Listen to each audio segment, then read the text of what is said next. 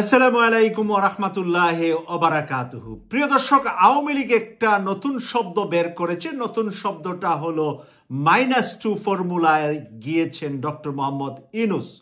আওয়ামী লীগের নেত্রী এবং তার চেলাপেলা নিয়ে যখন 5ই আগস্ট দেশ থেকে পালিয়েছে, আর তার 5 মাস পরে বেগম খালেদা জিয়া চিকিৎসার জন্য লন্ডনে এসেছেন। লন্ডনে বেগম খালেদা জিয়া চিকিৎসায় আসার কারণে খালেদা জিয়ার পরিবারের সবাই এখন লন্ডনে আছেন। আগ থেকেই ওনার বড় ছেলে এবং তার পরিবার লন্ডনে থাকতেন।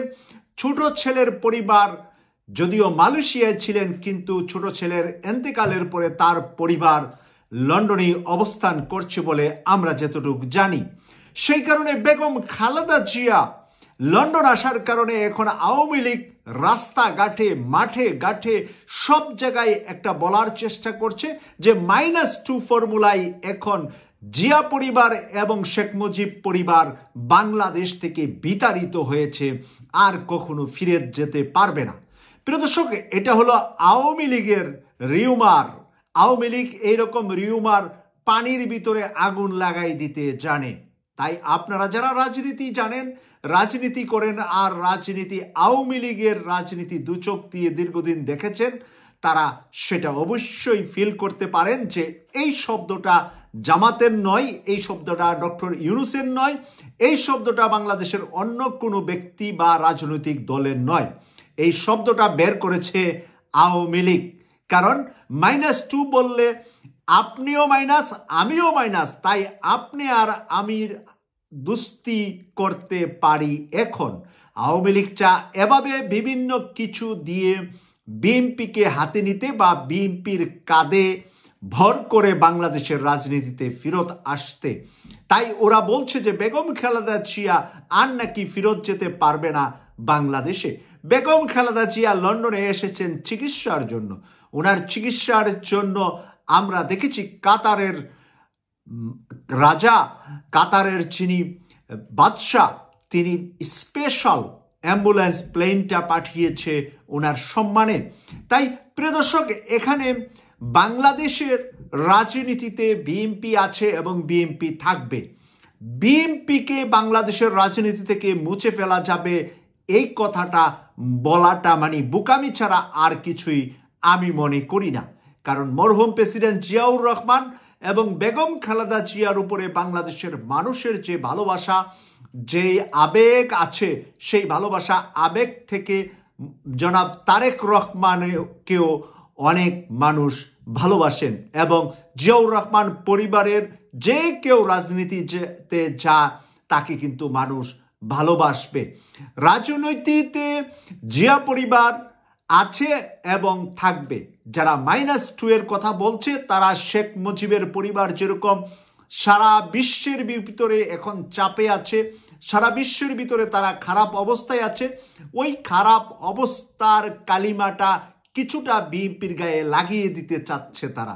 পরিকল্পিতভাবে তারা এই রিউমারটা ছড়াচ্ছে যে -2 ফর্মুলাতে গিয়েছে বর্তমান সরকার এবং এটা জামাতের পরিকল্পনা মাথায় নিচ্ছে বর্তমান সরকার। এখনো বাংলাদেশে গণভোট, যে কোনো ভোট হলে বিএনপি সবচাইতে বেশি আসন এবং সরকার গঠন করবে বিএনপি। তাই এখানে ভাবনার কিছু নাই যে এখানে অন্য কেউ সরকার গঠন করবে বা এই জনপ্রিয়তা বিএনপির হ্রাস হয়েছে।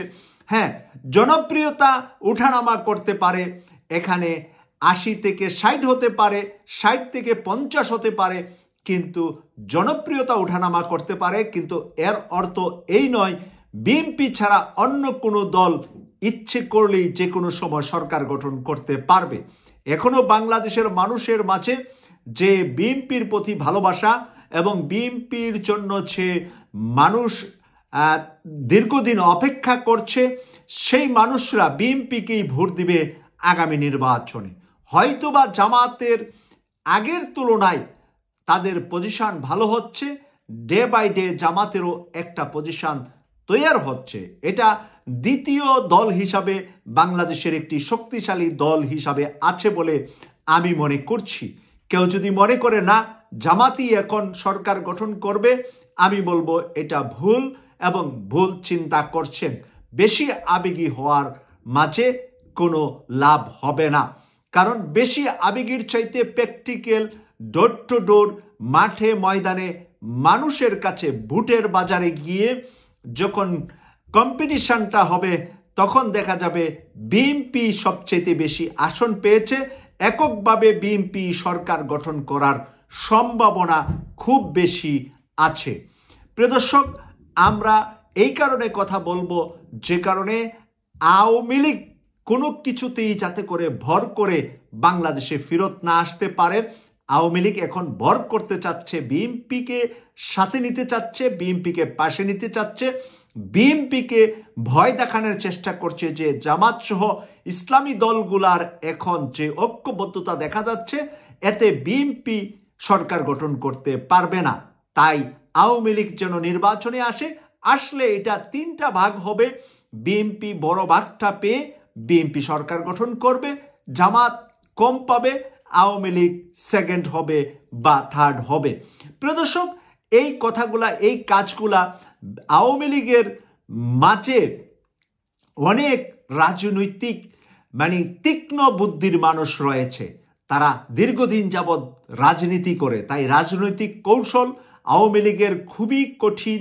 কখনো কখনো তাদের কৌশল ভয়ানক হয়, কিন্তু তারা রাজনীতিতে 96-তে জিতা বা 2008 সালে ক্ষমতায় আসা এই তীক্ষ্ণ বুদ্ধির মানুষ আওয়ামী লীগের মধ্যে তাদের দেশে এবং দেশের বাইরে রয়েছে।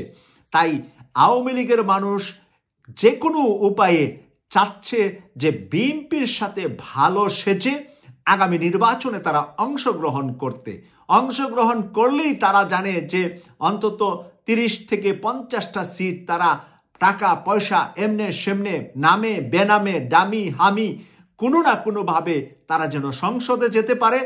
যাওয়ার পরে তাদের চেহারাটা দেখা যাবে যে একেবারেই উল্টিয়ে ফেলবে এবং বিগড়িয়ে যাবে।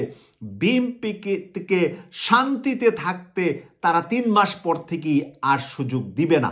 প্রিয় দর্শক, আমরা মনে করি এই বিষাক্ত সাপটিকে বাংলাদেশের নির্বাচনে, অন্তত আগামী কয়েকটি নির্বাচনে তাদেরকে সুযোগ দেওয়া ঠিক হবে না।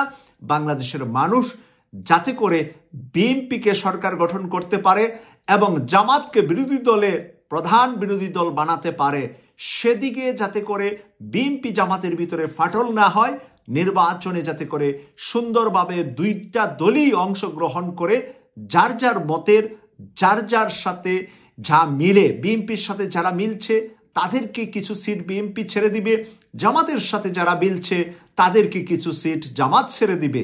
সেই রকম দুটা জোটের ভিতরে নির্বাচন হবে, সংসদে তুমুল কথা কাটাকাটি হবে, কিন্তু এন্ড অব দ্য ডে একসাথেই দুটা দল দেশপ্রেমী হিসাবে, ভারত বিরোধিতা হিসাবে, ভারতের দুশ্মনী হিসাবে এইগুলাতে তারা ঐক্যবদ্ধ থাকবে। এই প্রত্যাশা কিন্তু দেশের মানুষ করে। আমরা যারা কথা বলছি বিএনপি এবং জামাতের পক্ষে দীর্ঘদিন যাবৎ, আমরাও এই প্রত্যাশাটাই বিএনপির উপরে এবং জামাতের উপরে করি। কেটিভি 24-কে সাবস্ক্রাইব করে নিয়মিত আলোচনা যারা দেখছেন তাদের প্রতি কৃতজ্ঞতা প্রকাশ করছি। আর যারা সাবস্ক্রাইব করেন নাই তারা সাবস্ক্রাইব করে নিয়মিত আলোচনা শোনার জন্য আমন্ত্রণ জানিয়ে বিদায় নিলাম। আমি সৈয়দ মাসুক, লন্ডন থেকে। আল্লাহ হাফেজ।